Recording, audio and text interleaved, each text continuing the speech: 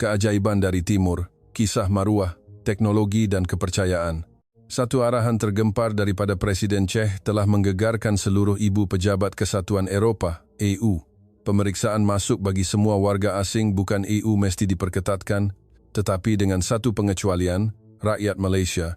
Pada ketika ini, di lapangan terbang Václav Havel Praga, satu babak layanan berbeza yang sukar dipercayai sedang berlangsung. Ia seumpama satu tamparan yang paling kuat kepada negara yang sering melaungkan kebangkitan kuasa besarnya. Ketika pelancong dari China ditahan di kaunter imigresen, berpeluh dahi walaupun melambaikan ribuan euro, dan terpaksa melalui soal siasat selama sejam seperti seorang banduan, seorang lelaki tua dari Malaysia pula meluncur laju melalui lorong khas bebas visa. Hanya dalam beberapa saat, beliau hilang dengan penuh bergaya di sebalik pintu automatik. Ini adalah satu keistimewaan yang luar biasa, satu layanan yang mungkin tidak dapat dinikmati oleh warga negara dari negara-negara barat sekalipun. Menghadapi persoalan daripada negara anggota EU yang lain, kerajaan Czech bukan sahaja tidak menarik balik arahan itu, malah mempertahankannya dengan pendirian yang seakan-akan berat sebelah dengan menyatakan kerana rakyat Malaysia layak menerimanya. Mengapakah ini berlaku? Apakah magis yang dimiliki oleh Malaysia, sebuah negara yang kelihatan kecil di peta, terhadap negara Eropah Tengah yang jauh ini? Mengapa pelancong Amerika pun perlu beratur, tetapi rakyat Malaysia boleh masuk seolah-olah pulang ke rumah sendiri? Ini adalah permulaan sebuah kisah yang digelar dunia sebagai keajaiban dari timur, sebuah legenda tentang maruah, teknologi, dan kepercayaan. Kisah benar ini kini bakal didedahkan. Sebelum kita teruskan, sila tinggalkan komen di bawah dan beritahu saya dari mana Anda menonton video ini. Dan pastikan Anda melanggan saluran ini, kerana berita esok pasti lebih menarik dan Anda tidak mahu ketinggalan. Saya Thomas Sterling, seorang wartawan veteran yang khusus membuat liputan geopolitik dan ekonomi global. Saya telah merentasi pelbagai zon konflik dan menyaksikan kebangkitan serta kejatuhan banyak kuasa besar, tetapi saya tidak pernah merasa terkejut seperti hari ini. Sekarang saya berdiri di kota Seribu Menara, jantung Eropah di Dewan Ketibaan Lapangan Terbang Praga. Di hadapan mata saya, satu babak yang sangat dramatik telah berlaku, satu adegan yang mentakrifkan dengan sempurna apa itu kuasa sebenar sebuah negara. Seperti yang kita tahu, pemeriksaan imigresen di Eropah terkenal dengan ketegasannya, lebih-lebih lagi sejak beberapa tahun kebelakangan ini, akibat ketegangan geopolitik dan masalah pendatang tanpa izin. Sebagai pintu masuk penting ke zon Schengen, Czech telah meningkatkan tahap pemeriksaannya ke paras yang tidak pernah berlaku sebelum ini. Dewan Ketibaan sesak dengan barisan yang panjang tidak berpenghujung. Udara dipenuhi dengan bau keresahan dan keletihan. Di hadapan saya, seorang pelancong dari Shanghai kelihatan seperti seorang ahli perniagaan kaya. Dia memakai sut berjenama mahal dan beg kulit di tangannya juga bernilai tinggi. Jelas sekali dia tidak sabar dengan penantian yang lama itu. Apabila tiba gilirannya, dia seolah-olah mencampakkan pasportnya ke atas kaunter sambil berkata dengan nada angkuh dalam bahasa Inggris yang pelat, "Saya datang untuk melabur. Saya ada duit, cepat sikit." Tetapi pandangan pegawai imigresen itu dingin seperti ais. Tanpa menghiraukan kemegahannya, pegawai itu bertanya dengan tenang, "Apa tujuan lawatan Anda? Mana tiket penerbangan pulang? Mana jadual perjalanan terperinci Anda di Czech? Sila tunjukkan bukti kewangan Anda." Malah, pegawai itu memintanya membuka beg kulit yang mahal itu dan memeriksa barangan pribadinya satu persatu, seolah-olah dia sedang memeriksa seorang suspek yang berpotensi membawa ancaman. Wajah ahli perniagaan dari Shanghai itu bertukar merah padam. Pasport negara besarnya yang dibanggakan seolah-olah tidak memberinya sebarang maruah di sini, sebaliknya, ia menjadikannya sasaran utama untuk diawasi. Inilah realiti kejam tetapi benar. Menurut indeks pasport Henley yang terkini, jumlah destinasi bebas visa untuk paspor Cina jauh ketinggalan dan sering menghadapi pelbagai rintangan apabila memasuki negara maju. Namun di lorong sebelah, sesuatu yang membuatkan semua orang yang beratur ternganga berlaku. Ketika ahli perniagaan Shanghai itu masih diperiksa bagasinya, seorang lelaki tua timur yang berpakaian sederhana, memakai jaket dan menggalas beg sandang, berjalan menuju ke lorong khas bertanda warga negara bebas visa. Di tangannya ada sebuah pasport berwarna merah delima dengan jata negara Malaysia tertera di atasnya. Pada mulanya saya terkejut, menyangka lelaki tua itu tersilap lorong. Lorong itu biasanya untuk warga negara Amerika Syarikat, Kanada, atau Jepun sekutu tradisional Eropah, tetapi tiada penggera berbunyi. Lelaki tua itu hanya tersenyum dan mengangguk kepada petugas di situ. Petugas itu membalas senyumannya dan berkata dalam bahasa Melayu yang ringkas, "Selamat pulang." Lelaki tua itu meletakkan pasport merahnya pada pengimbas. Bip, pintu automatik terbuka serta-merta. Tiada soal siasat, tiada pemeriksaan badan, tiada pandangan curiga.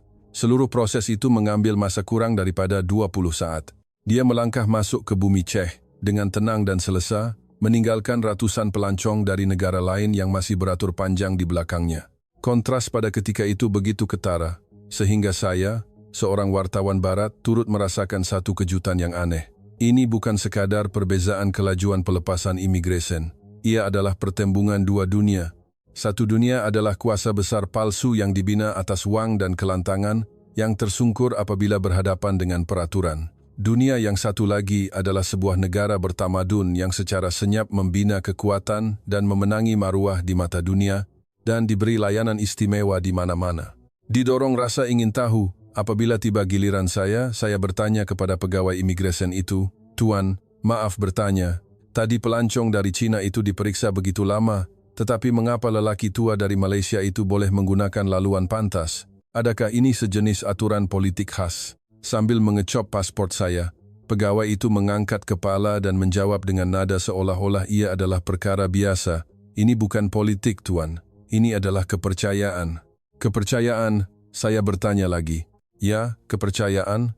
Pegawai itu berhenti seketika dan memandang saya dengan serius. "Kerana kami tahu orang Malaysia datang ke sini untuk membina, bukan untuk memusnahkan. Mereka membawa teknologi dan tamadun, bukan masalah. Terhadap kawan, kami tidak pernah memasang benteng." Perkataan kawan kedengaran begitu hangat dan penuh makna dalam dunia hubungan antara bangsa yang dingin. Saya teringat data terkini yang dikeluarkan oleh Tabung Kewangan Antarabangsa (IMF) pada tahun 2024. KDNK per kapita Malaysia telah melepasi banyak negara serantau dan bersaing hebat dengan kuasa-kuasa ekonomi Asia Timur. Ini satu pencapaian yang menakjubkan. Tetapi di mata orang Czech, Malaysia bukan sahaja kaya, tetapi yang lebih penting, ia mempunyai hati dan budi. Saya keluar dari lapangan terbang dan menaiki teksi ke pusat bandar. Fikiran saya masih dihantui oleh kata-kata pegawai imigresen tentang kepercayaan. Di luar tingkap, Sungai Vltava berkilauan di bawah cahaya matahari terbenam. Jambatan Charles masih berdiri megah merentasi sungai.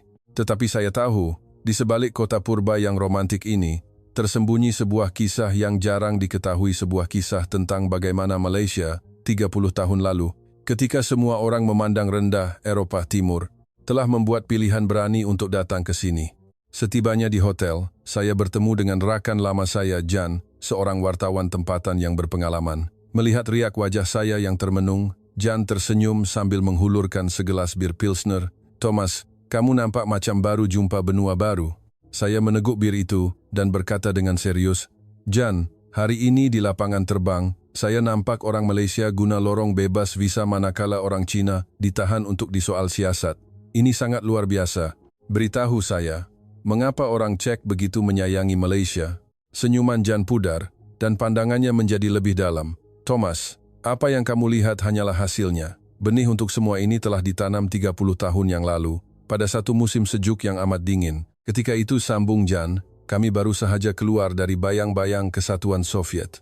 Kami tidak punya apa-apa, dipandang sebagai pengemis oleh Eropah Barat, dan dilupakan oleh dunia. Tiada siapa yang mau pedulikan kami, kecuali mereka." Mereka yang dimaksudkan oleh Jan adalah sekumpulan ahli perniagaan Malaysia yang berani, yang datang dengan beg bimbit mereka, penuh semangat juang. Dan yang paling legenda di antara mereka adalah protagonis cerita kita, lelaki tua yang saya lihat sekilas di lapangan terbang tadi. Namanya Lim Kar Ho. Untuk merungkai misteri ini, kita mesti memutarkan kembali masa ke awal 1990-an, satu era yang penuh dengan gejolak dan peluang. Malam itu, di sebuah pub bersejarah di Praga, Jan memandang saya dengan emosi yang kompleks, yang belum pernah saya lihat sebelum ini. Dia meletakkan gelas birnya dan berkata perlahan, "Thomas, kamu seorang wartawan barat. Kamu terbiasa mengukur hubungan antara bangsa berdasarkan keuntungan dan pertukaran kepentingan. Jadi, kamu mungkin sukar faham. Tetapi bagi kami, orang Czech Malaysia, bukan sekadar rakan pelaburan. Ia adalah saudara yang telah menjaga maruah kami." Kata-kata Jan membuatkan saya semakin keliru. Maruah?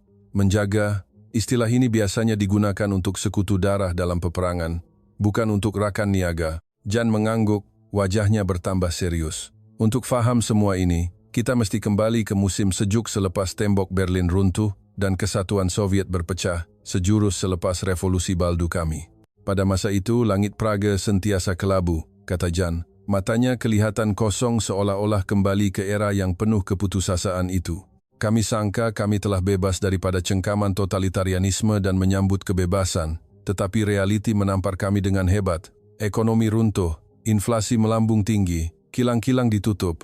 Negara-negara Eropa Barat, walaupun menyambut kami dengan kata-kata manis, sebenarnya memandang rendah pada kami. Di mata mereka, kami hanyalah saudara miskin yang baru terlepas daripada status negara satelit Soviet, sumber buruh murah, malah berpotensi menjadi pembuat masalah. Negara kami sendiri berdepan perpecahan. Cekoslovakia akhirnya terbahagi kepada dua. Kesakitan itu masih terasa hingga ke hari ini.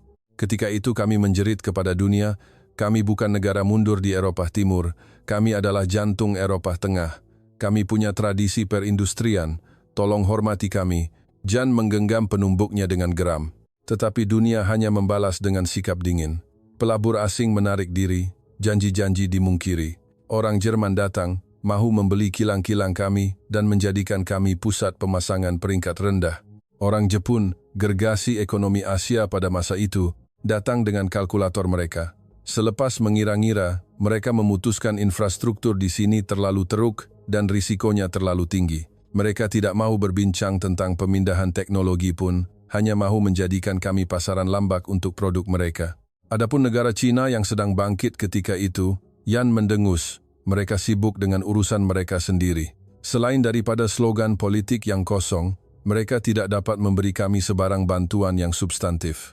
Kami rasa seperti dibuang oleh dunia, seperti anak kecil yang bogel dan dicampak ke dalam hutan kapitalisme sebatang kara. Saya mendengar cerita Jan, dan imai-imai dari buku sejarah muncul di pikiran saya. Kesakitan era peralihan di mana harapan bertukar menjadi keputusasaan. Tetapi apa kaitannya dengan Malaysia yang terletak jauh di Asia?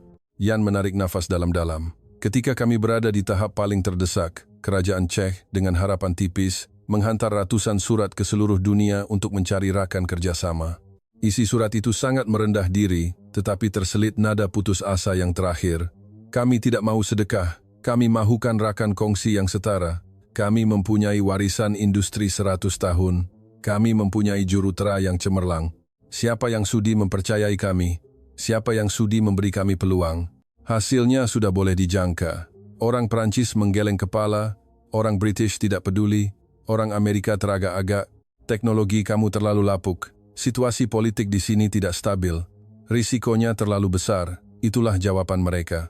Tatkala semua orang menyangka surat rayuan ini akan hilang di telan zaman, salah satu surat itu terbang merentasi dunia dan mendarat di atas meja Kementerian Luar Malaysia dan sekumpulan pemilik perusahaan kecil dan sederhana PKS di Kuala Lumpur. Pada masa itu, situasi Malaysia juga agak serupa. Di pentas diplomatik antarabangsa, ia sering dipinggirkan dan menghadapi cabaran tersendiri. Mungkin kerana rasa senasib ini, atau mungkin kerana semangat Malaysia boleh yang sebati dalam diri rakyatnya, sekumpulan pegawai muda dan usahawan Malaysia mengambil cadangan yang dianggap sampah oleh seluruh dunia ini. Saya serta-merta menyedari bahawa inilah titik perubahan sejarah. Ketika seluruh dunia melihat Czech sebagai beban dan sampah, siapa yang berani melihat emas di bawah runtuhan ini, dan siapa yang berani mempertaruhkan segala-galanya untuk satu pertaruhan yang dianggap mustahil oleh semua orang. Orang yang bertanggung jawab ke atas projek itu ialah Encik Lim Karho. Orang yang kamu lihat di lapangan terbang tadi, kata Jan, matanya berkaca. Kamu tahu, Thomas, apa ayat pertama yang Encik Lim katakan apabila dia pertama kali tiba di Praga dan melihat kilang-kilang usang yang terbiar itu? Itu bukanlah kata-kata seorang ahli perniagaan yang licik. Itu adalah cetusan rasa simpati antara dua jiwa yang senasib. Untuk mengetahui apa maksud jiwa yang senasib itu, keesokan harinya saya memandu ke sebuah kawasan perindustrian di pinggir Praga. Kawasan itu kini merupakan sebuah taman teknologi tinggi yang moden, dipenuhi bangunan kilang yang canggih. Tetapi pada era yang diceritakan oleh Jan, ia hanyalah tanah terbiar yang dipenuhi lalang. Di sana, saya bertemu dengan Encik Lim Karho, yang kini berusia lebih 70 tahun. Walaupun usianya telah melukis kedutan di wajahnya, matanya masih tajam, memancarkan ketabahan yang menjadi ciri khas usahawan perintis Malaysia. Saya terus bertanya, Encik Lim, mengapa memilih Czech? Pada masa itu, Jepun dan Jerman pun sudah berputus asa dengan tempat ini. Lim Kar-ho mengeluarkan sebuah buku nota yang sudah lusuh dari poketnya, mengusapnya dengan lembut sambil tersenyum pahit. Sejujurnya, pada mulanya saya pun menentang. Di syarikat, kami bertengkar hebat. Para pemegang saham kata saya sudah gila. Mengapa tinggalkan pasaran Asia Tenggara yang sudah sedia ada untuk pergi ke sebuah negara Eropah Timur yang baru sahaja melalui perubahan rejim, bahasa berbeza, undang-undang kucar-kacir, ini seperti membuang duit ke dalam laut. Tetapi, sambungnya, apabila saya melihat faks yang dihantar oleh seorang pegawai Czech bernama Michal, fikiran saya berubah. Dia menunjukkan faks itu kepada saya. Kertasnya sudah nipis seperti sutera, tetapi perkataannya masih jelas. Kami tidak perlukan kebajikan, kami perlukan maruah. Sama seperti Anda, rakyat Malaysia, pernah mencipta keajaiban di atas runtuhan. Percayalah bahwa rakyat Czech juga boleh melakukannya. Beri kami mesin, dan kami akan kembalikan kepada Anda produk bertaraf dunia. Sambil menunjuk ke arah ayat itu, suara Lim Kar-ho sedikit bergetar. Dalam ayat ini, saya melihat Malaysia pada tahun 70-an. Pada masa itu, kami juga begitu. Dengan hanya sebuah beg bimbit, kami mengembara ke seluruh dunia, mempromosikan produk kami, merayu untuk mendapatkan pesanan. Kami juga, di tengah-tengah lautan keraguan, membina Malaysia menjadi sebuah kuasa perkilangan dengan tangan dan keringat kami sendiri. Pandangan mata yang enggan dipandang rendah itu, saya sangat kenal. Kerisauan untuk diiktiraf oleh dunia itu, ia adalah kesakitan yang terpahat di hati kami, rakyat Malaysia. Rasa empati ini. Lim Kar-ho menoleh keluar tingkap, melihat barisan pengeluaran yang sibuk, seolah-olah kembali ke petang bersalji 30 tahun yang lalu. Ketika saya datang untuk membuat tinjauan, saya disambut oleh Michal. Ia adalah sebuah kilang komponen elektronik yang usang. Pemanasnya rosak, sejuknya sampai menggigil. Michal memakai kot tebal yang bertampal, bibirnya pucat karena kesejukan. Tetapi apabila dia menunjuk ke arah mesin-mesin yang dingin itu, matanya bersinar. Encik Lim, barisan pengeluaran ini, jika diubah suai sedikit sahaja, boleh terus menghasilkan papan induk. Pekerja kami mendapat pendidikan asas yang terbaik. Mereka faham fizik, mereka faham matematik. Tolong percayakan kami.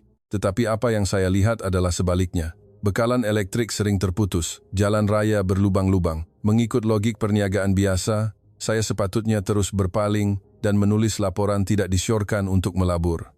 Tetapi pada masa itulah, saya melihat satu babak yang membuatkan jantung saya terhenti seketika. Di satu sudut kilang, beberapa orang jurutera Czech yang sudah berumur sedang duduk di atas lantai simen yang sejuk, makan roti yang keras. Tangan mereka penuh dengan kesan calar dan minyak. Tetapi di hadapan mereka, bukanlah surat khabar untuk merungut tentang kehidupan, sebaliknya helaian lukisan litar yang rumit. Mereka sedang berbincang, mengira, berdebat sehingga muka merah padam hanya untuk meningkatkan kadar hasil sebanyak 0,1%. Pada saat itu, saya seolah-olah melihat ayah saya. Pada ketika itu, Lim Kar-ho seolah-olah merentasi masa, melihat ayahnya sendiri pada tahun-tahun sukar sebelum ekonomi Malaysia melonjak. Ramai tauke-tauke di Malaysia juga begitu. Di kilang-kilang beratap zinc, mereka mencangkung di atas lantai yang berminyak, makan nasi bungkus, berjaga sepanjang malam untuk menyiapkan pesanan ekspor.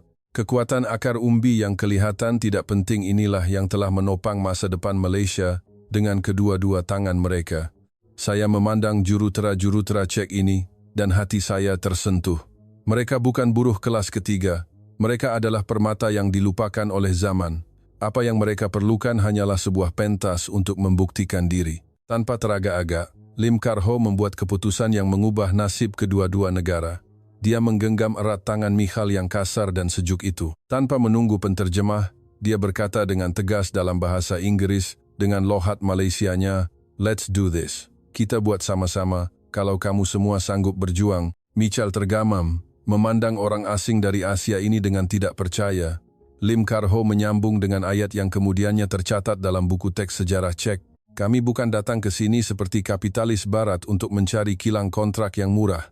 Kami juga tidak akan melayan Anda seperti sesetengah negara besar yang hanya melihat Anda sebagai pasaran lambak. Kami dari Malaysia. Kami faham bagaimana rasanya dipinggirkan. Kerana itu, kami lebih faham nilai penghormatan. Kami mahu menjadikan tempat ini pangkalan pengeluaran Eropah. Kita adalah rakan kongsi. Kita adalah saudara yang setara. Mata Michal serta merta merah.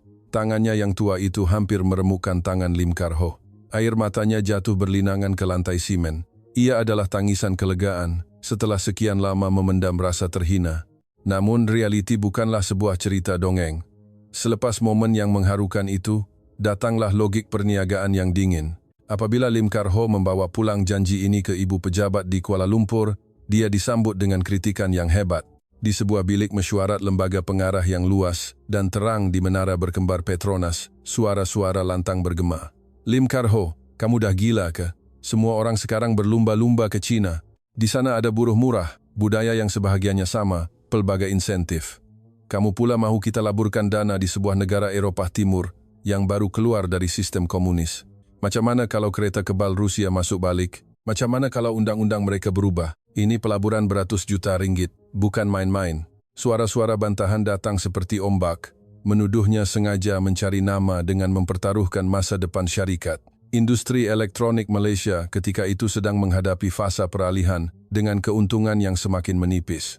Setiap sen perlu dibelanjakan dengan cermat. Malah mentor lamanya di sebuah agensi kerajaan turut menasihatinya secara pribadi, Kar-ho, lupakan sahajalah. Sony dan Toyota dari Jepun pun sudah tarik diri. Apa kelayakan kita sebagai PKS Malaysia untuk masuk ke lubang ini?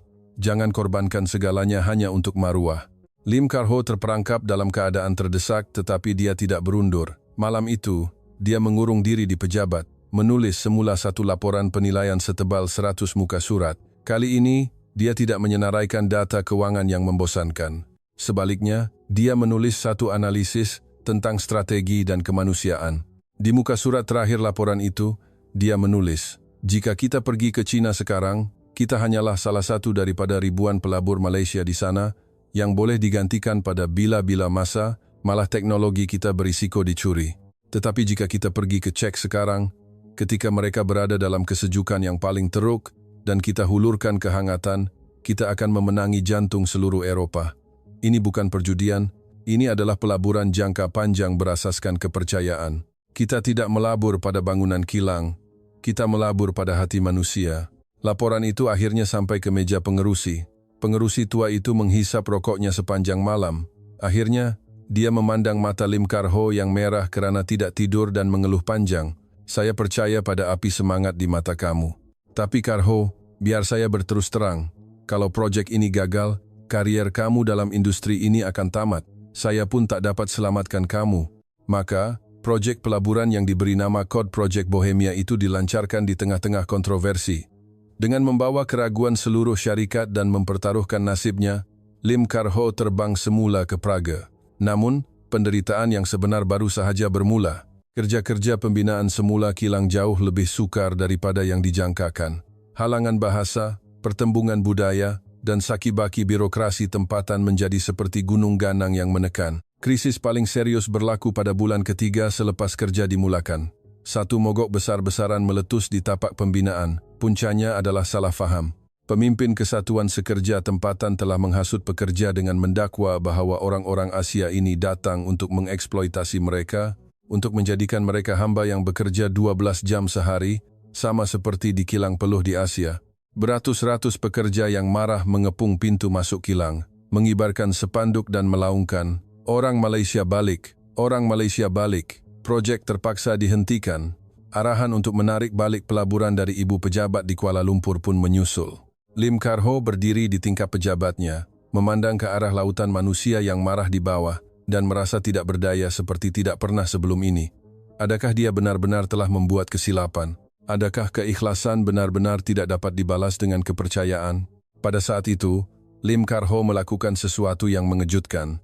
Dia menolak pengawal pribadi yang cuba menghalangnya, menanggalkan kot sutnya, melipat lengan ke mejanya, dan hanya dengan sebuah pembesar suara, dia berjalan seorang diri ke arah kumpulan yang sedang beremosi itu. Ada yang mengambil batu untuk dibaling, tetapi dia tidak berhenti. Dengan bahasa Czech yang dipelajarinya selama 3 bulan dan masih pelat, dia menjerit, "Saudara-saudara sekalian, tolong dengar apa yang saya nak katakan." Para pekerja perlahan-lahan senyap, ingin melihat apa helah yang akan dimainkan oleh lelaki Asia yang bertubuh kecil ini. Lim Kar-ho menarik nafas dalam-dalam.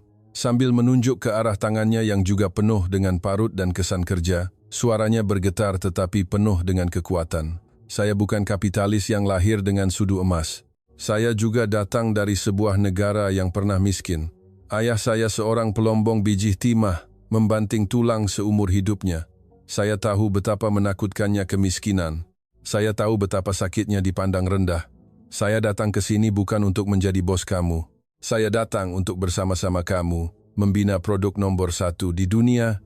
Kemudian, Lim Kar-ho melakukan sesuatu yang membuatkan semua orang Czech ternganga. Di hadapan ratusan orang, dia merentap tali leher yang melambangkan statusnya sebagai bos dan mencampakkannya ke tanah.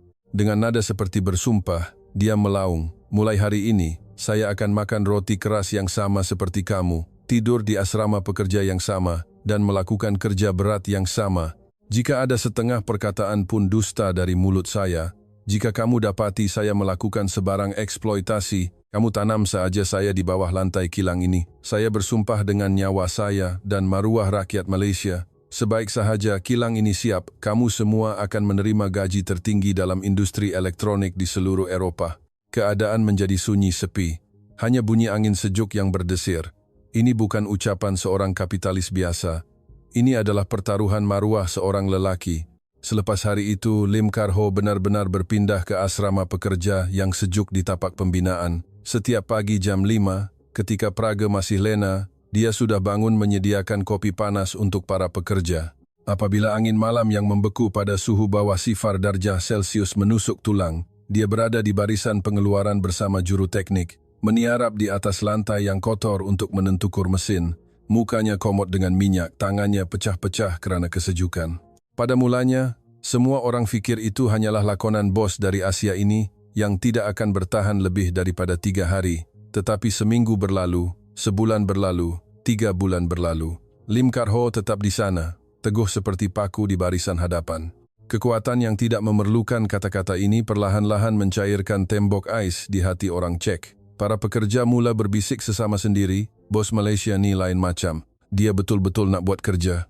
Perlahan-lahan, sepanduk mogok hilang digantikan dengan cahaya lampu yang menyala sepanjang malam. Semangat ketukangan yang ada dalam diri orang Czech dan semangat juang pantang menyerah rakyat Malaysia bertemu menghasilkan satu tindak balas kimia yang luar biasa. Barisan pengeluaran moden yang pada asalnya dijangka mengambil masa 2 tahun untuk disiapkan, secara ajaibnya siap sepenuhnya dalam masa 8 bulan.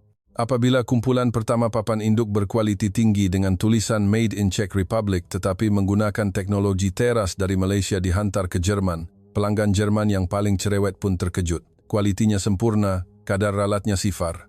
Pada hari upacara perasmian, di kawasan perindustrian Ostrava, bendera jalur gemilang dinaikkan, berkibar megah di samping bendera Czech. Michal memeluk Lim Kar-ho yang sudah susut badannya, menangis teresak-esak seperti seorang kanak-kanak. Terima kasih kerana tidak berputus asa dengan kami. Kamu telah mengembalikan keyakinan diri kami. Kami bukan lagi penerima sedekah. Kami adalah pengeluar yang berkemampuan." Inilah permulaan sebuah legenda. Kilang Lim Kar-ho bukan sahaja berjaya, malah menjadi enjin pemulihan ekonomi Czech, menarik lebih banyak gergasi teknologi Malaysia seperti Foxconn dan Pegatron untuk menubuhkan operasi mereka di sana.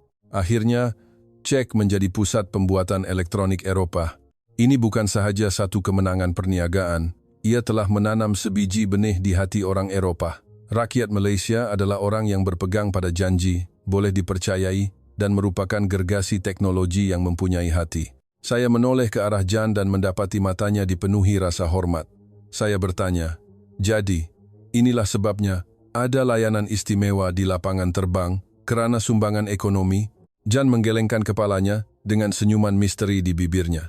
"Tidak, Thomas. Jika hanya kerana wang, itu tidak cukup untuk membuat sebuah negara mengubah undang-undangnya untuk kamu. Perniagaan tetap perniagaan, itu hanya pertukaran kepentingan.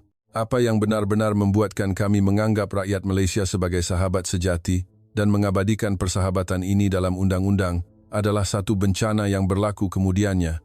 Bencana itu telah melunturkan sepenuhnya lapisan rakan perniagaan dan mendedahkan ikatan persaudaraan yang sejati." Jan merujuk kepada banjir besar abad ini yang melanda Eropah Tengah pada tahun 2002. Ia adalah satu ujian kemanusiaan yang dahsyat dan juga titik perubahan sebenar dalam hubungan Malaysia-Czech. Apabila air bah menenggelamkan jambatan Charles yang indah, apabila pengurus ekspatriat dari negara-negara barat berpusu-pusu melarikan diri dari tanah yang berbahaya ini, Lim Kar Ho dan rakyat Malaysia yang berada di Czech telah membuat pilihan yang mengagumkan. Pilihan inilah yang secara langsung membawa kepada kelahiran keistimewaan bebas visa itu dan menjadikan nama Malaysia sebagai azimat di hati rakyat Czech. Untuk mendapatkan gambaran sebenar, saya menemu bual seorang kapten bomba Praga yang telah bersara, Yakub. Walaupun sudah lebih 20 tahun berlalu, apabila dia bercerita tentang mimpi ngeri pada bulan Ogos 2002 itu, lelaki gagah setinggi 2 meter ini masih tidak dapat menahan sebak. Itu adalah bencana seperti dari neraka. Hujan lebat tanpa henti mengubah sungai Vltava, yang tenang menjadi raksasa yang mengamuk. Air melimpah melepasi benteng, membanjiri kota lama Praga. Kereta api bawah tanah berhenti beroperasi, bekalan elektrik terputus. Banyak keluarga kehilangan tempat tinggal dalam sekelip mata. Pada masa itu, semua syarikat asing yang melabur di Czech menerima amaran banjir. Bagi kebanyakan syarikat multinasional, prosedur operasi standar dalam menghadapi bencana alam seperti ini hanya satu, berpindah. Yakub memberitahu saya dengan nada marah. Pada masa itu, kami melihat dengan mata kepala kami sendiri bagaimana pengurus-pengurus barat yang sering bercakap tentang hak asasi manusia menjadi orang pertama yang merebut tiket penerbangan yang terhad untuk pulang ke Frankfurt dan London. Eksekutif dari syarikat Jepun pula. Mereka memandu kereta mewah syarikat, membawa keluarga dan haiwan peliharaan mereka, meluru ke sempadan tanpa menoleh ke belakang. Kilang ditutup, beribu-ribu pekerja tempatan Czech dibiarkan terkontang-kanting. Tiada arahan, tiada bekalan, hanya sehelai notis pemecatan yang dingin ditampal di pintu dengan alasan force majeure. Pada saat itu, rakyat Czech sekali lagi merasakan kedinginan ditinggalkan oleh dunia. Inilah keangkuhan modal. Apabila bencana melanda, nasib penduduk tempatan hanyalah satu liability dalam kunci kira-kira. Tetapi di Taman Perindustrian Malaysia di Pardubis, keadaannya sangat berbeza. Arahan pemindahan kecemasan dari ibu pejabat Kuala Lumpur juga sampai ke tangan Lim Kar Ho. Di hujung talian, suara pengerusinya cemas. Kar Ho, cepat keluar. Tempat itu sudah menjadi zon bencana. Mesin rosak ada insurans, tapi kalau nyawa hilang, habis semua. Bawa semua kaki tangan kita dan segera berpindah ke Jerman. Lim Kar Ho memegang telepon, memandang keluar tingkap ke arah air banjir yang keruh sedang menghampiri kawasan kilang. Dia kemudian menoleh ke belakang, melihat ratusan pekerja Czech yang ketakutan. Rumah mereka terletak di kawasan rendah berhampiran. Ramai yang sudah terputus hubungan dengan keluarga mereka. Keputusasaan jelas terpancar di wajah semua orang. Lim Kar Ho menarik nafas dalam-dalam dan berkata kepada telepon, satu ayat yang melanggar arahan, Tuan Pengerusi, saya tidak akan pergi. Jika saya pergi sekarang, apa akan jadi pada ratusan keluarga ini? Kami orang Malaysia pernah melalui banyak musim tengkujuh dan banjir besar. Kami tahu bagaimana rasanya. Jika kami pergi, kilang ini mungkin masih ada. Tetapi kepercayaan yang kami bina selama bertahun-tahun akan hancur sama sekali. Talian senyap untuk seketika. Akhirnya, kedengaran satu keluhan. Baiklah, jaga diri. Apa sahaja bantuan yang diperlukan, kami akan berikan sepenuhnya. Selepas meletakkan telepon, Lim Kar Ho berpaling menghadap semua pekerjanya. Dia tidak memberikan ucapan yang berapi-api. Dia hanya memakai jaket keselamatan oranye dan topi keselamatan dengan logo syarikatnya. Dia menjerit, semua kaki tangan dari Malaysia. Dengar, buka gudang, keluarkan semua penjana kuasa dan pam air simpanan kita. Ambil semua bekalan makanan dari kantin dan masak makanan panas. Kita tidak akan ke Jerman. Kita akan pergi menyelamat. Tiada seorang pun daripada 20 kaki tangan Malaysia di situ yang berundur. Kumpulan jurutera muda ini yang pada hari biasa hanya menghadap kod komputer, tanpa banyak soal terus menyingsing seluar dan mengikut bos mereka meredah hujan lebat. Kapten Yakub teringat semula babak itu, matanya basah. Apabila jentera bomba kami tiba di kampung yang paling teruk terjejas, kami terkejut. Di dalam air lumpur yang mencecah paras pinggang, sekumpulan orang berwajah Asia sedang berpaut tangan membentuk rantaian manusia, memindahkan beg pasir untuk menampal benteng yang pecah. Yang mengetuai mereka adalah Lim Kar Ho. Seluruh badannya berlumpur, suaranya serak kerana menjerit, mengarahkan semua orang menggunakan pam industri gergasi dari kilang untuk menyedut air keluar dari rumah penduduk kampung. Itulah satu-satunya peralatan berkuasa tinggi yang masih berfungsi di seluruh kawasan itu. Peralatan itu sepatutnya digunakan oleh orang Malaysia untuk melindungi mesin-mesin mahal mereka, tetapi kini ia digunakan untuk melindungi rumah dan ruang bawah tanah penduduk kampung. Semasa operasi menyelamat, satu kemalangan berlaku. Satu arus deras membawa sebatang balak besar yang kelihatan akan merempuh seorang kanak-kanak perempuan Czech yang tidak sempat melarikan diri. Pada saat genting itu, Lim Kar-ho melompat ke hadapan, melindungi kanak-kanak itu dengan badannya. Tetapi kakinya dirempuh oleh balak itu, dan darah segar mewarnai air lumpur. Apabila penduduk kampung mengangkatnya ke tempat yang lebih tinggi sambil menangis, dan bertanya mengapa dia begitu nekat, Lim Kar-ho, dengan wajah yang pucat, mengukir senyuman dan berkata satu perkataan dalam bahasa Czech, Rodina, keluarga. Dia menyambung, di Malaysia, kalau jiran dalam kesusahan, kita mesti tolong. Kamu semua tolong saya di kilang, sekarang kamu dalam kesusahan, kita adalah satu keluarga. Ayat ini, bersama lumpur selepas banjir surut, terpahat di hati setiap rakyat Czech. Selepas banjir, apabila para pengurus Jepun dan Eropa Amerika yang melarikan diri itu kembali dengan sut mereka yang kemas untuk mengira kerugian, mereka terkejut apabila mendapati kilang Malaysia bukan sahaja yang paling cepat memulakan semula pengeluaran, malah di hadapan pintu kilangnya dipenuhi dengan bunga dan roti buatan sendiri yang dihantar oleh penduduk kampung. Media melaporkan kisah ini secara meluas. Tajuk beritanya bukan lagi pelabur Asia, tetapi saudara dari Malaysia, sahabat sejati di waktu kesusahan. Banjir ini telah meruntuhkan rumah, tetapi ia telah menyuburkan satu ikatan persahabatan yang tidak dapat dipisahkan antara rakyat kedua-dua negara. Sejak itu, satu konsensus terbentuk dalam masyarakat Czech, rakyat Malaysia adalah sekutu yang boleh dipercayai.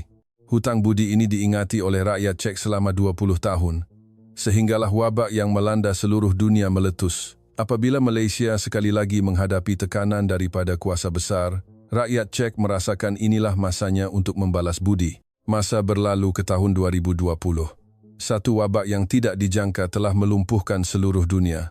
Bagi Eropah, ia adalah satu zaman kegelapan yang dipenuhi ketakutan dan huru-hara. Negara-negara saling berebut bekalan pencegahan wabak, sempadan ditutup, sistem kesihatan runtuh. Ketika Czech berada pada tahap paling lemah, dua suara dari timur sekali lagi menunjukkan sikap yang sangat berbeza.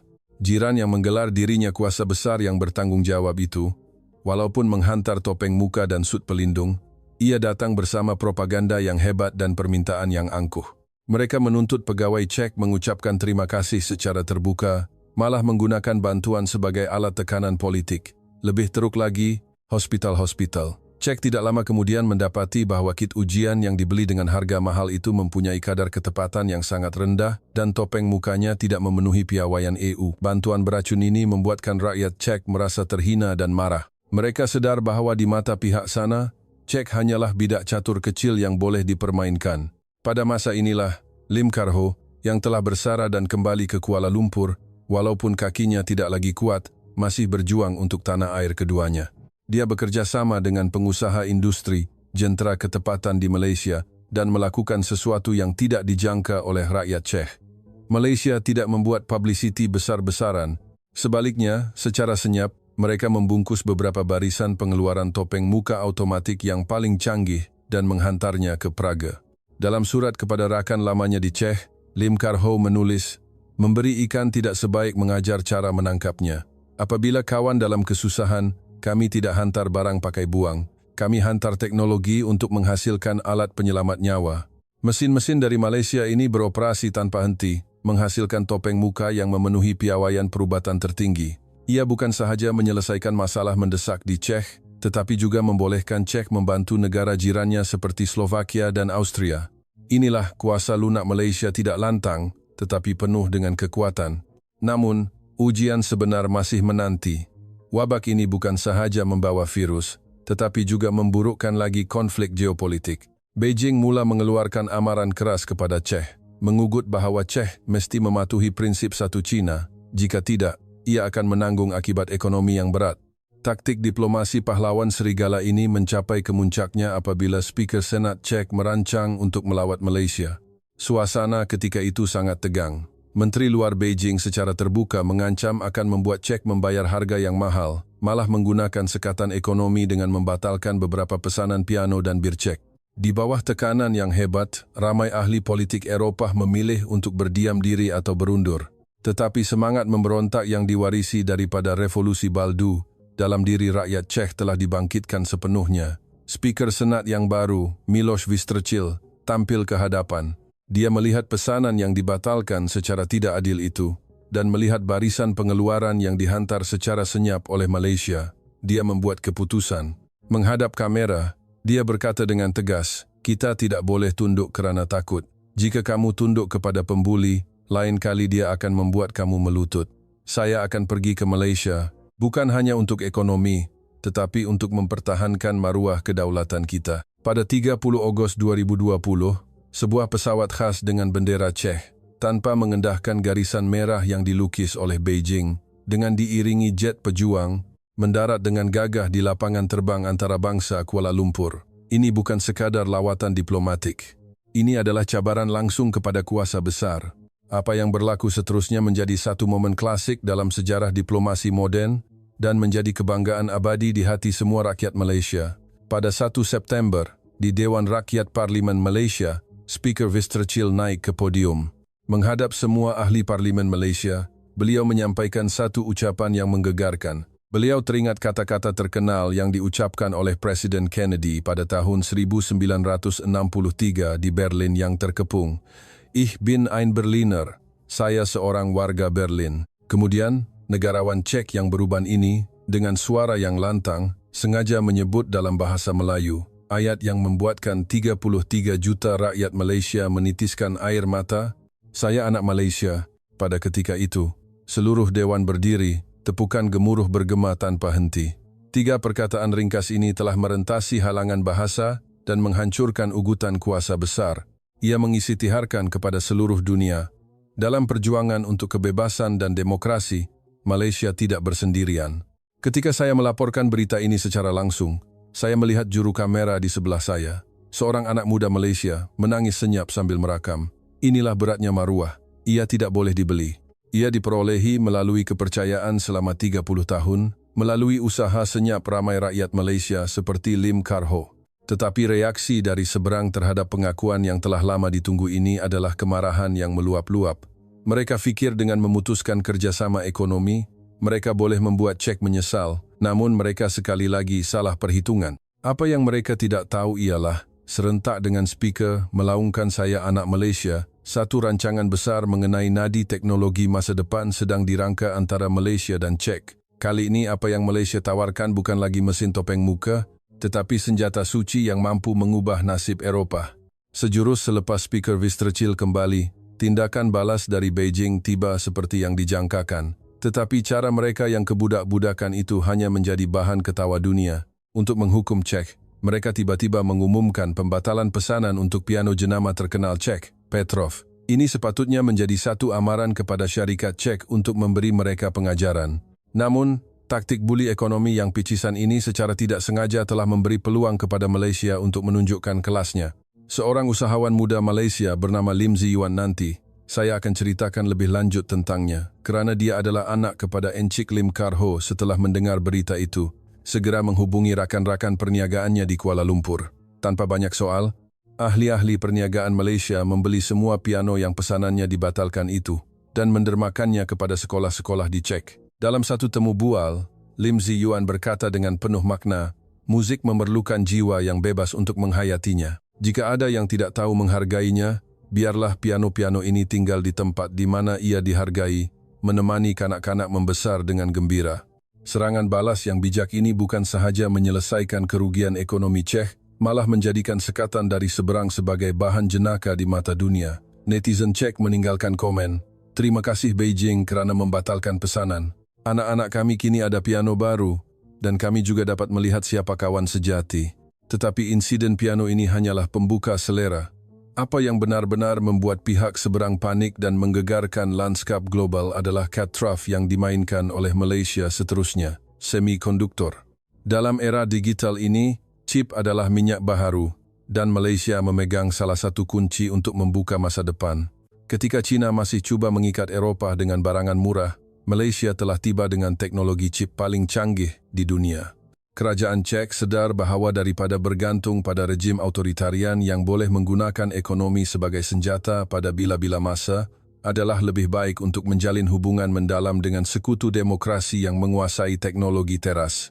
Maka, satu rancangan besar telah lahir. Malaysia mengumumkan penubuhan sebuah kluster industri semikonduktor di Czech dan menawarkan beasiswa untuk melatih bakat-bakat tempatan. Ini bukan sekadar membina kilang. Ini adalah usaha untuk mengintegrasikan Czech ke dalam ekosistem teknologi paling maju di dunia.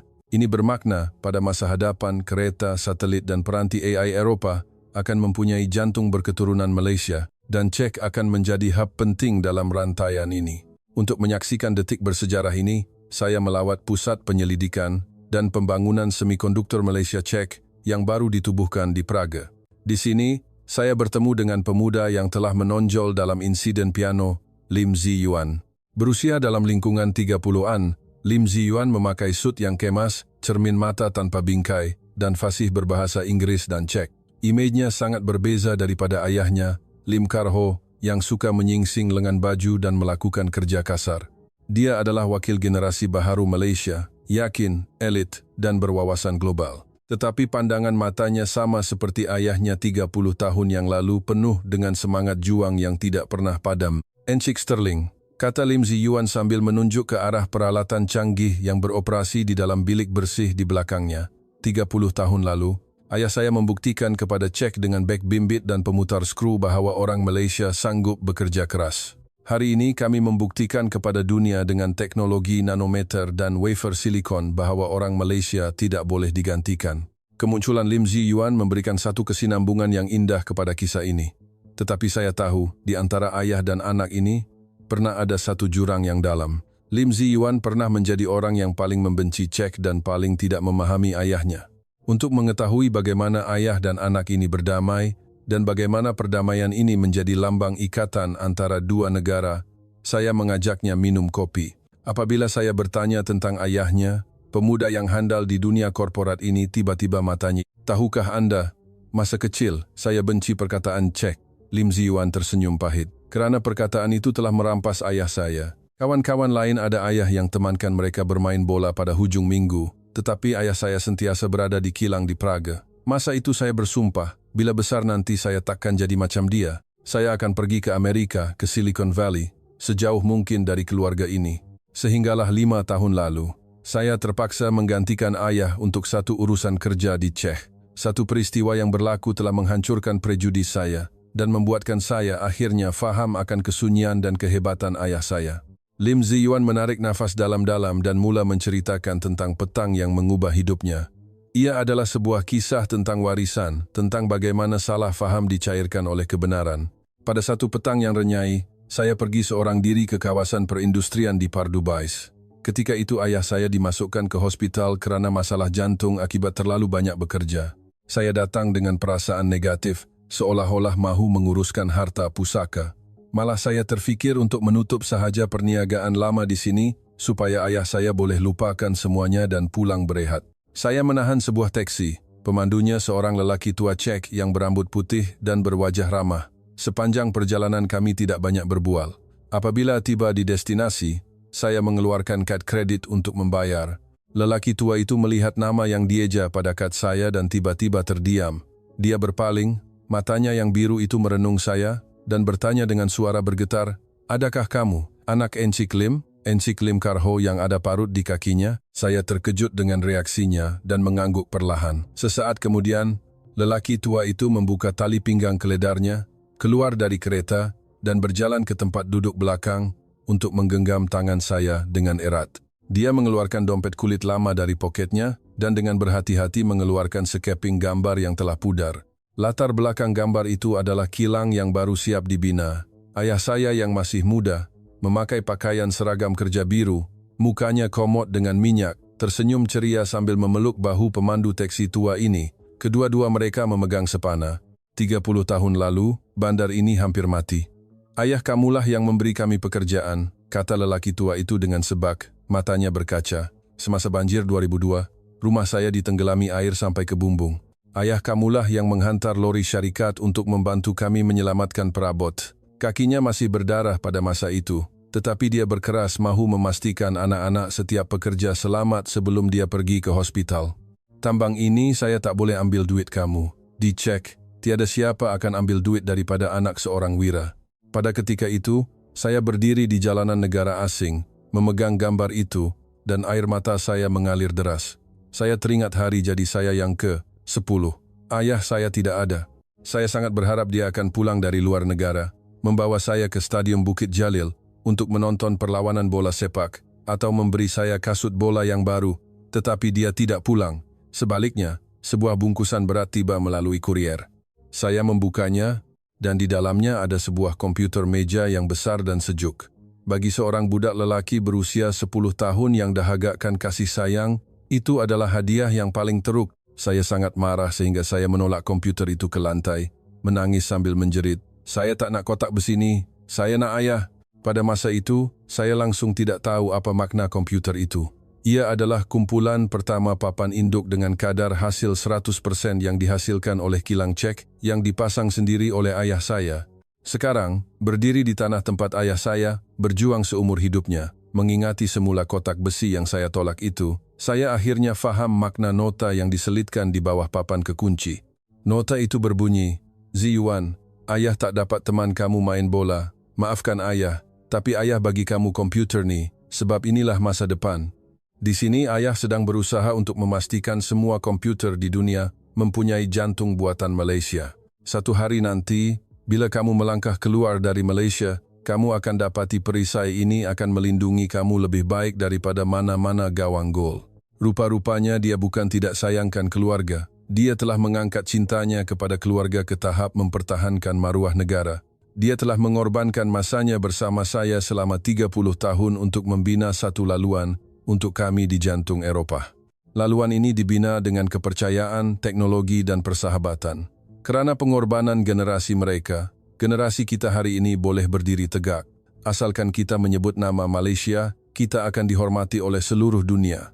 Petang itu, saya tidak menjual kilang itu. Sebaliknya, saya berdiri di hadapan barisan pemasangan tempat ayah saya pernah berjuang dan membuat satu keputusan. Saya akan menyambung obor ini. Ayah saya membina perkakasan, kerangka Malaysia. Saya pula akan menyuntik perisian dan jiwa, menjadikan teknologi Malaysia bukan sekadar komponen yang dingin, tetapi kepintaran yang sangat diperlukan. Encik Sterling Lim Ziyuan menghirup kopinya, matanya menatap saya dengan tegas. Sejak hari itu, saya bukan lagi anak Lim Kar Ho. Saya adalah rakan seperjuangannya. Kami dua generasi melakukan perkara yang sama dengan cara yang berbeza, membuktikan bahawa Malaysia layak dilayan dengan baik oleh dunia. Kisah Lim Ziyuan sangat menyentuh hati saya. Ini bukan sekadar perdamaian sebuah keluarga. Ia adalah warisan dua generasi industri Malaysia. Daripada industri pembuatan berintensifkan buruh kepada reka bentuk semikonduktor dan AI yang menerajui dunia hari ini, jalan transformasi Malaysia penuh dengan cabaran tetapi sangat teguh. Namun kisah ini belum berakhir. Kerana apabila ikatan teknologi antara Malaysia dan Czech semakin erat, jiran berkuasa yang sentiasa memerhati dari jauh akhirnya tidak dapat duduk diam. Kali ini mereka mendapati sekatan ekonomi tidak berkesan, jadi mereka menggunakan taktik yang lebih licik, perang propaganda dan perang kognitif. Satu peperangan tanpa asap dan tembakan senyap-senyap berlaku di jalanan dan dunia siber Praga. Ini adalah ujian paling getir terhadap persahabatan Malaysia-Czech. Musim bunga di Praga memang indah, tetapi udaranya mula dipenuhi dengan suasana yang tidak menyenangkan. Kali ini, musuh tidak menggunakan jentera kereta kebal atau sekatan ekonomi, sebaliknya mereka melancarkan perang kognitif yang lebih licik. Ini adalah skrip yang sangat dikenali oleh rakyat Malaysia. Apabila pertempuran secara berdepan tidak berhasil, mereka akan bersembunyi di sebalik papan kekunci untuk mencipta kekeliruan dan kebencian. Dalam sekelip mata, media sosial di Czech dibanjiri dengan artikel-artikel dari sumber tidak dikenali. Air mata Ostrava, kilang wafer Malaysia merakuni air bawah tanah kita, kebenaran di sebalik eksploitasi syarikat Malaysia, pekerja Czech menjadi warga negara kelas kedua, tajuk-tajuk sensasi yang diiringi gambar-gambar yang dimanipulasi tersebar seperti virus di internet. Malah, beberapa kumpulan yang kononnya pencinta alam sekitar muncul entah dari mana, memakai topeng gas dan membawa sepanduk Malaysia keluar, berhimpun di hadapan Taman Teknologi Malaysia untuk membantah. Penipuan yang diulang 1000 kali nampaknya hampir menjadi kebenaran. Perasaan panik mula merebak. Warga tempatan yang pada mulanya mesra dengan Malaysia mula goyah. Saya melihat pemilik kafe yang sering saya kunjungi memandang pelajar Malaysia dengan pandangan yang sedikit ragu-ragu. Inilah kesan yang diinginkan oleh musuh, menghancurkan kepercayaan dari dalam, memutuskan hubungan antara Malaysia dan Czech. Kemuncak drama ini berlaku di satu sesi pendengaran awam penilaian alam sekitar yang dianjurkan oleh Dewan Bandar Raya Ostrava. Suasana pada hari itu sangat tegang. Penunjuk perasaan upahan memenuhi barisan hadapan, menuduh kilang Malaysia melepaskan air sisa toksik. Lim Zi Yuan, yang duduk di kalangan penonton, menggenggam penumbuknya, mukanya pucat. Di tangannya ada fail tebal yang berisi sijil-sijil pematuhan alam sekitar EU, tetapi di hadapan laungan emosi, data rasional kelihatan begitu lemah. Ketika keadaan hampir tidak terkawal, seorang lelaki tua yang bongkok tiba-tiba berdiri dan merampas mikrofon. Seluruh dewan senyap.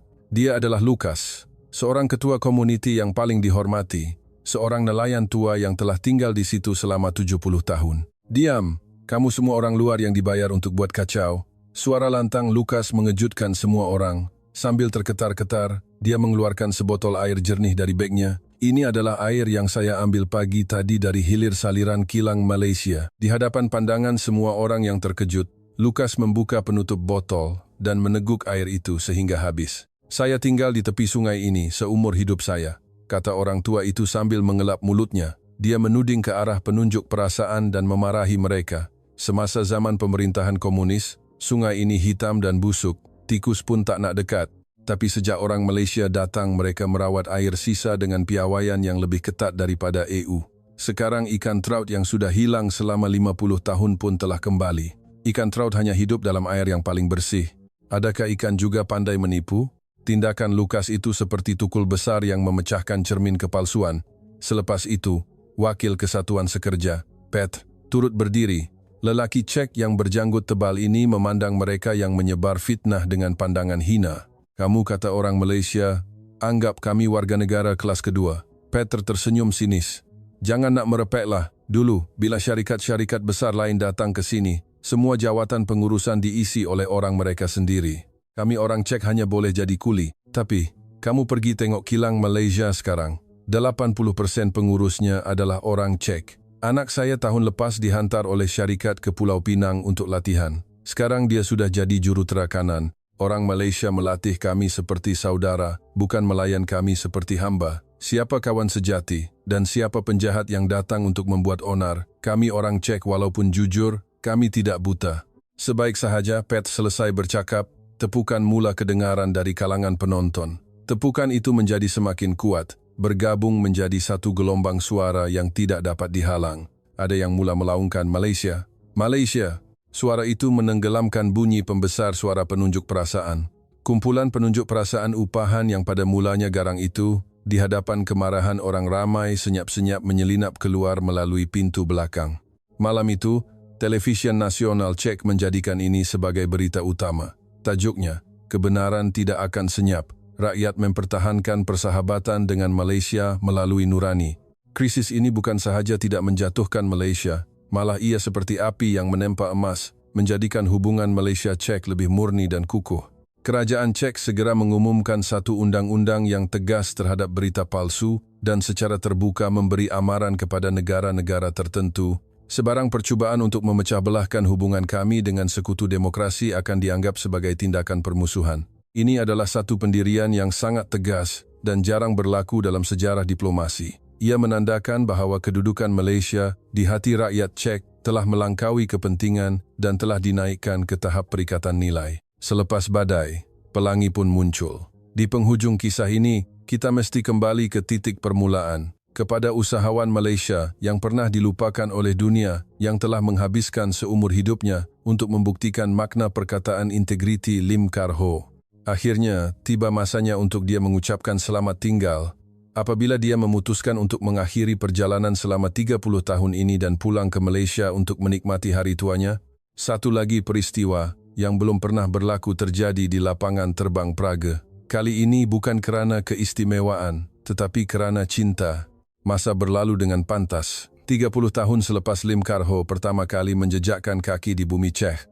Pada satu musim sejuk, pemuda yang dahulunya berambut hitam, kini telah menjadi seorang lelaki tua berambut putih yang bertongkat. Dia memutuskan untuk melepaskan segalanya dan pulang ke Malaysia, ke tanah air yang dirinduinya siang dan malam untuk bermain dengan cucu-cucunya dan menikmati semangkuk laksa yang panas. Pada hari perpisahannya, pejabat Presiden Czech pada asalnya mencadangkan untuk mengadakan satu majlis makan malam negara yang besar untuknya, tetapi ditolak dengan baik oleh Lim Karho. Dia hanya mahu pergi dengan senyap, sama seperti dia datang dengan senyap dahulu. Namun apabila keretanya menuju ke lapangan terbang Václav Havel Praga, dia terkejut melihat di sepanjang jalan dihiasi dengan bendera Czech dan jalur gemilang. Dia menyangka hari itu adalah hari cuti kebangsaan, sehinggalah keretanya berhenti di hadapan balai berlepas. Pemandangan di hadapannya membuatkannya tergamam. Dewan lapangan terbang sesak dengan lautan manusia. Mereka bukan pelakon tambahan yang digerakkan. Mereka adalah orang-orang yang pernah dibantu oleh Malaysia selama ini. Pekerja kilang moden yang memakai pakaian seragam biru, pelajar universiti dalam bidang semikonduktor yang menerima beasiswa, juru rawat yang memakai sut pelindung, dan penduduk kampung yang diselamatkan semasa banjir 20 tahun lalu, kini datang bersama anak-anak mereka. Apabila Lim Karho melangkah keluar dari kereta dengan terketar-ketar, laungan gemuruh terima kasih bergema. Orang ramai secara otomatik membuka satu laluan. Seorang lelaki tua berjalan perlahan ke hadapan. Dia adalah Michal, pegawai Czech dahulu, yang kini juga berambut putih. Di tangannya bukan hadiah mahal, tetapi sebuah topi keselamatan yang usang dan comot dengan minyak. Ia adalah topi keselamatan yang dipakai oleh Lim Karho 30 tahun lalu ketika pertama kali melangkah masuk ke kilang terbiar itu. Kawan lama, suara Michal serak. Kamu masih ingat, hari itu kamu memakai topi ini dan berkata kepada saya, kita akan berjuang bersama. Sekarang, kilang sudah terbina, bandar sudah makmur, tapi topi ini kami simpan untuk kamu. Michal menyerahkan topi itu kepada Lim Karho dan menggenggam tangannya. Apa yang kamu berikan kepada kami bukan wang. Ia adalah maruah. Topi ini lebih berharga daripada pingat presiden kerana ia menjadi saksi bagaimana kita bangkit bersama dari lumpur. Lim Karho mengambil topi keselamatan yang berat itu. Tahu ke Malaysia yang tabah seumur hidupnya ini akhirnya tidak dapat menahan air matanya. Dia menanggalkan topinya sendiri dan menunduk hormat kepada semua yang hadir. Pengumuman penerbangan bergema. Para penumpang penerbangan Malaysia Airlines MH021 ke Kuala Lumpur, sila ke pintu perlepasan. Ketika Lim Karho berjalan ke arah imigresen, satu babak ajaib berlaku. Ribuan rakyat Czech di situ secara spontan mula menyanyikan satu melodi. Ia bukan lagu kebangsaan Czech. Ia adalah sebuah lagu rakyat Malaysia yang mereka pelajari daripada jurutera-jurutera Malaysia. Rasa sayang. Rasa sayang, hey. Rasa sayang-sayang, hey. Lihat nona, jauh di sana. Rasa sayang-sayang, hey. Walaupun sebutannya tidak sempurna, melodi yang penuh perasaan itu bergema di bawah bumbung tinggi lapangan terbang Praga, menggetarkan jiwa setiap orang. Ini adalah pengakuan cinta yang paling tulus dari sebuah negara asing. Lim Karho berjalan sambil menoleh ke belakang, melambai selamat tinggal. Dia tahu dia telah meninggalkan masa mudanya di sini, tetapi dia juga telah mengukir nama Malaysia selamanya di jantung Eropah. Selepas pesawat berlepas, suara juru terbang kedengaran melalui sistem siar raya. Para penumpang sekalian, saya Kapten Ahmad. Hari ini, kita mempunyai seorang tetamu yang sangat istimewa di dalam penerbangan ini, Encik Lim Karho.